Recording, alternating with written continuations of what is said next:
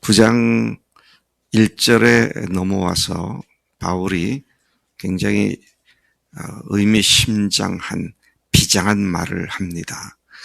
8장에 보면 누가 우리를 그리스도의 사랑에서 끊겠느냐, 무엇이 우리를 주님의 사랑에서 떨어지게 하겠느냐, 아무것도 없다. 심지어 죽음도, 그 어떤 것도, 그 누구도 우리를 그리스도의 사랑에서 끊을 수 없다. 그렇게 담대하게 선포한 그가 말을 갑자기 바꿔서 누구도 그렇게 못하지만 내가 스스로 끊어질지언정, 진심으로 원하는 것은 내 동족 이스라엘이 주님 앞에 바로 서는 것이다. 자, 그것이 이제 어제 9장 1절부터 시작되는 이야기였습니다. 그리고 계속해서 얘기하는 것은 이스라엘이 그들이 하나님의 말씀도 갖고 있었고, 약속도 있었고, 소망도 있었고, 또 심지어 그리스도께서 그 혈통 속에 나셨고, 자, 그렇게 했지만 그들이 하나님께, 그들 모두가 다 하나님께 구원받고 받아진 자들이 아니라 이방인들도 그들 속에, 이스라엘 속에 들어오게 되었다. 그래서 하나님께서는 특별히 8절까지 보면 이스라엘 백성들에게 하나님께서 많은 유리한 것들을 다 주셨지만, 약속의 씨라는 명령도 주셨지만, 축복도 주셨지만, 다 약속의 씨가 아니었고 다 그런 복을 받은 자들이 아니었다. 육체로 태어났다고 해서, 아브라함의 혈통에서 났다고 해서 다 아니었다. 그들 중에 하나님께서 약속의 씨라고 말한 그 후손들만이 그렇다. 그런 말씀을 8절까지 하셨고요. 예를 들어서 하나님이 그렇게 선택적으로 구원하신 예를 들어서 사라 이야기를 하시죠. 사라에게서, 그렇죠? 아들이 하나만 태어난 게 아닙니다. 아브라함 밑에 먼저는 이스마엘이 태어났죠. 근데 그거는 아니다. 사라 몸에서 태어난 자식이 약속의 씨다.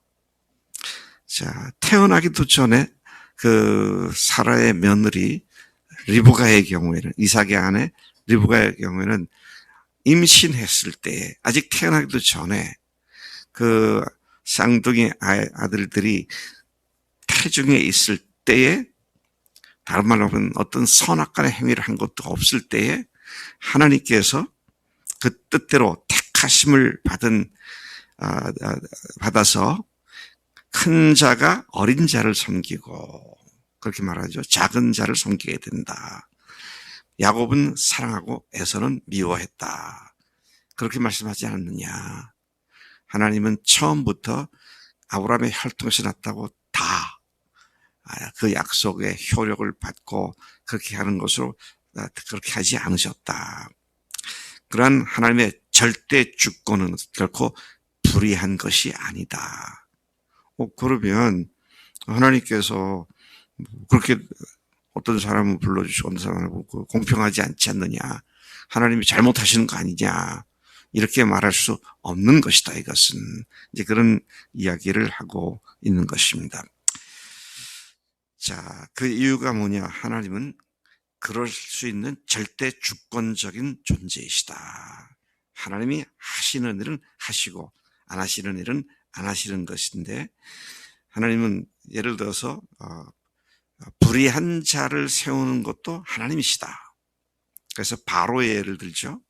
바로가 하나님께서 그를 택해서 사용하실 때 그 마음을 강팍하게 했다. 그런 말씀을 우리가 출애굽기에서 계속 읽게 되는데, 하나님은 어떻게 하신 분이에요? 사람을 택해서 의의 도구로도 쓰시고 불의의 도구로 쓸 수 있는 그 절대 주권이 하나님께 있기 때문에 누가 하나님이 하시는 일에 대해서 가타부타 옳다 틀다 말할 수 있겠느냐. 그러면서 토기장이 비유를 말합니다. 진흙 한 덩어리를 가지고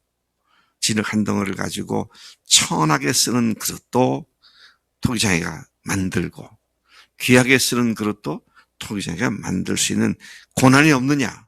그렇죠?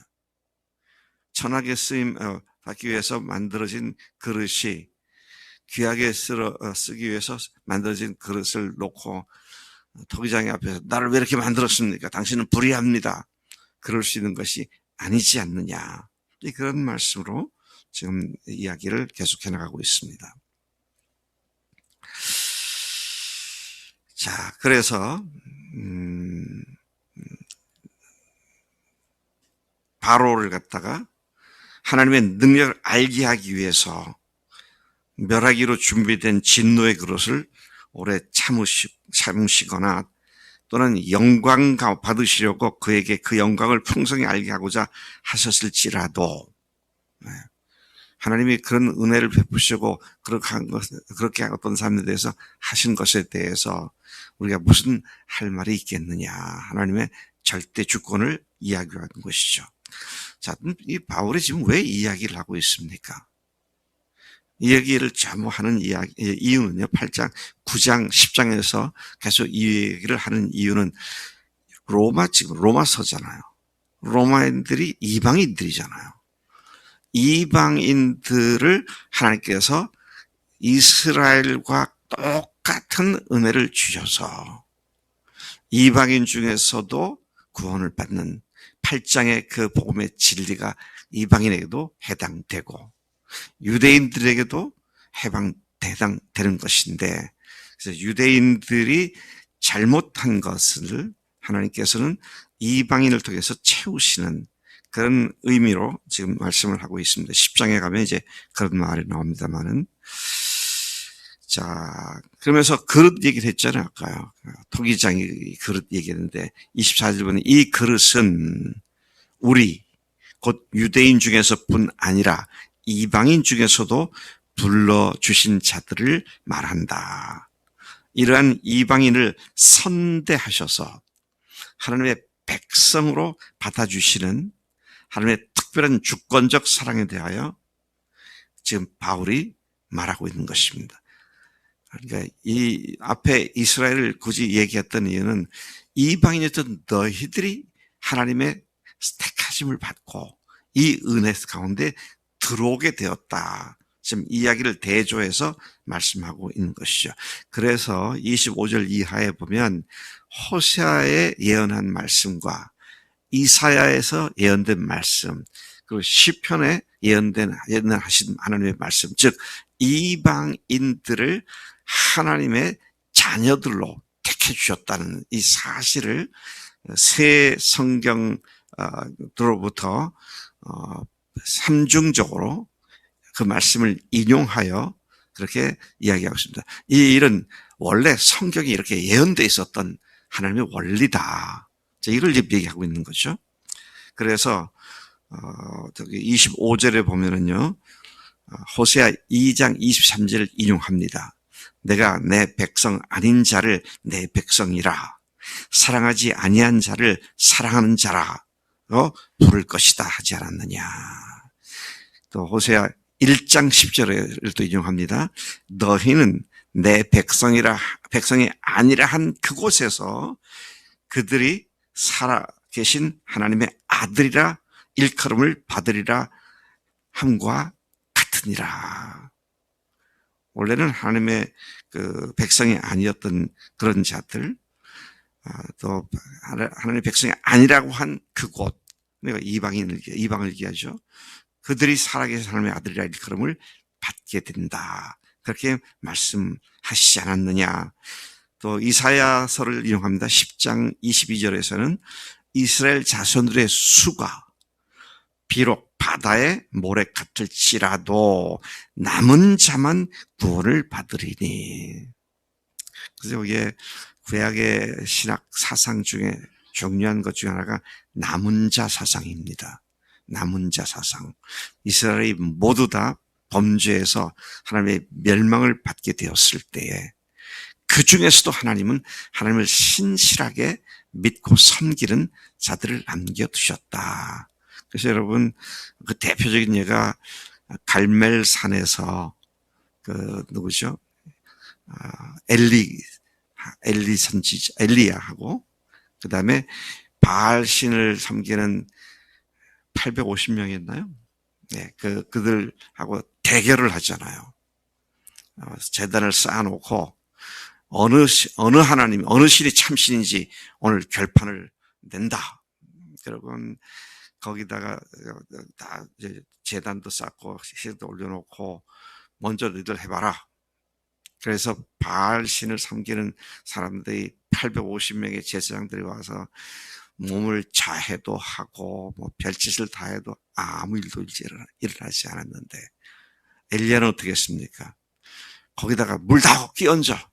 물을 아주 완전히 물로 적셔. 그래서 물 갖다 터붓게 하고, 그리고 엘리야가 하나님 앞에 기도하기 시작하니까 하늘로부터 불이 내려와서 마치 그 물이 휘발유처럼 거기에 있는 모든 걸 다 태워버리는, 그래서 갈멜산의 대승리를 거두잖아요. 근데 그렇게 할 때 엘리야가 너무 힘드니까 이제 나만 남았습니다. 내 목숨 죽여주세요. 근데 아니다. 너희들 중에 바알에게 무릎 꿇지 않은 남은 자들이 7,000명이 있다. 그래서 하나님의 이 메시아 왕국의 실제적인 역사는 이스라엘의 유대인이라는 이 혈통에서 이루어진 것이 아니라 그들 중에 남은 자들에 의해서 계속 이어져 왔거든요. 자, 그렇게 해서 하나님은 이스라엘 중에서도 남은 자들을 구원하셨다. 그렇게 말씀을 지금 하시는 거죠. 이사야 1장 9절을 인용해서 만일 만군의 주께서 우리에게 씨를 남겨두지 아니하셨더라면 우리가 소돔같이 되고 고모라같이 같았으리로다. 고모라와 같았으리로다 함과 같다. 하나님은 이스라엘 중에서 다가 아니라 남은 자를 구원하셨다. 그래서 이걸 남은 자를 또 다 어떻게 표현을 하냐면요. 그루터기에서 새싹이 나는 것에도 표현하기도 합니다. 큰 나무를 비고 나면 나무가 둥치만 남잖아요. 근데 그 다음에 보면 거기서 새싹이 다시 올라오게 되죠. 다 끝났는데 나무는 다 끝났잖아요.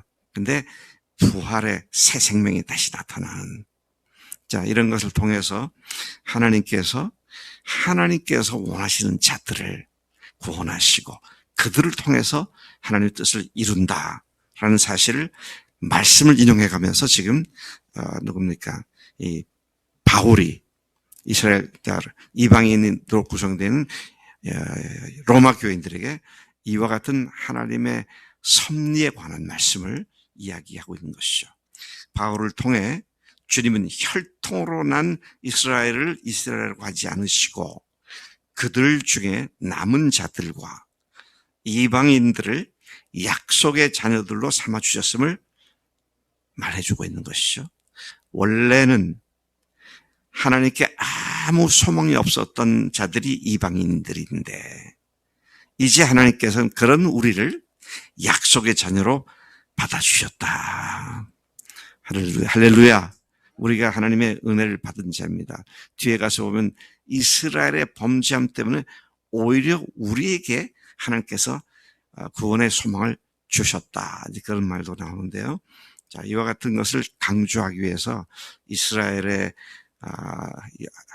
아브라함의 혈통으로 난 자가 다 하나님의 그 나라에 들어가는 것이 아니라 이런 말을 쭉 하면서 초점은 원래 아무 관계가 없던 우리를 하나님께서 택해 주신 것이다. 이것이 하나님의 절대 주권적인 사랑이고 그분의 뜻대로 하시는 것이다. 이 사실을 얘기하면서 우리가 그 하나님의 절대 주권적 뜻에 의해서 이렇게 특별히 선택된 자들이 되었다. 이 말씀을 바울이 8장, 9장, 10장까지도 계속 그 말을 하게 되는 것이죠. 하나님 아버지 감사합니다.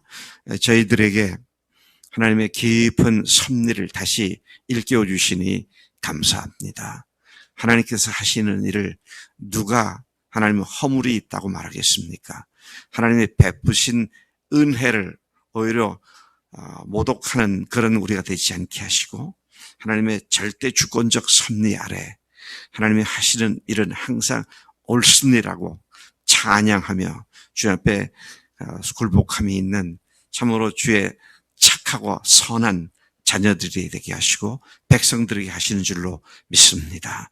하나님께서 이 시간 저희들에게 이 말씀을 일러주셨사오니 하나님 이번 주말에 주말까지 하나님 저희들이 하나님의 사랑을 알아야 할 사람들을 계속 찾아가고 권하고 문을 두드리고 또 다음 주일에 데리고 오는 그때까지 성령님의 인도하심을 세세히 경험하며 세세히 의지하고 그 일들을 감당하도록 인도하실 줄로 믿습니다. 감사하고 예수님의 이름으로 기도했사옵나이다. 아멘. 아멘.